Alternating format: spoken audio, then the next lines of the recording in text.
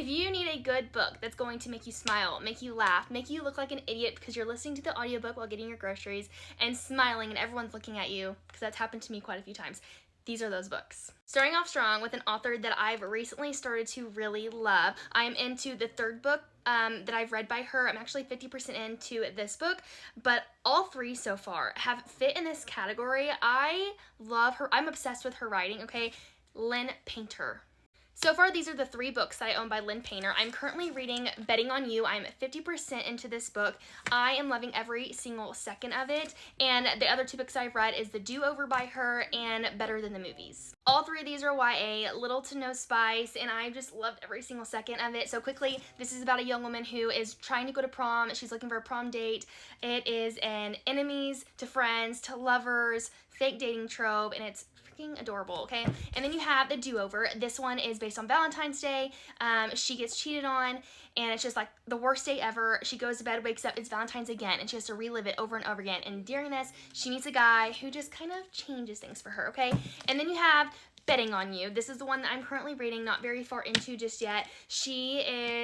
Starts off freshman in high school. She gets put on a plane because she's going back and forth between her mom's and her dad's because they've been divorced. She meets a guy who she's stuck with on the plane who gets on her freaking nerves. It's so funny. And then years down the line, she runs into him again. I'm loving it. Okay, next one is a book that is literally like no other book I've ever read. I guess it's considered dark, but to me, it was really just comical. It is Butcher and Blackbird by Bryn Weaver. This is adult. It does have quite a bit of spice in it. It follows two serial killers. Yes, two serial killers. But they kill other serial killers. It is so freaking funny, and it's gonna be it's gonna make you think twice about certain things. If you have a queasy stomach, don't plan on eating anytime around when you're reading this book. You'll thank me later, I promise. Also, if you're an ice cream lover, I don't recommend reading this book because it might ruin ice cream for you for like ever. The next one that I'm gonna have to recommend, that I always recommend, is Powerless by Lauren Roberts. This is like the only fantasy book that's made me so freaking giddy. Like I'm obsessed with the tension in this book. This book follows a young woman named Peyton, and she lives in this world where you have people that have powers, people that don't have powers. If you don't have powers, then you are banished from the city. She gets thrown into these trials, just having to survive. There's a little bit of romance. It is YA. There's like little to no spice in this book, but it leaves off on a really big cliffhanger, and the next one comes out in June or July. I cannot wait. Another fun, easy fantasy read is Assistant to the Villain by Hannah Nicole Mayer. This one is just adorable. It's Grumpy Meets Sunshine.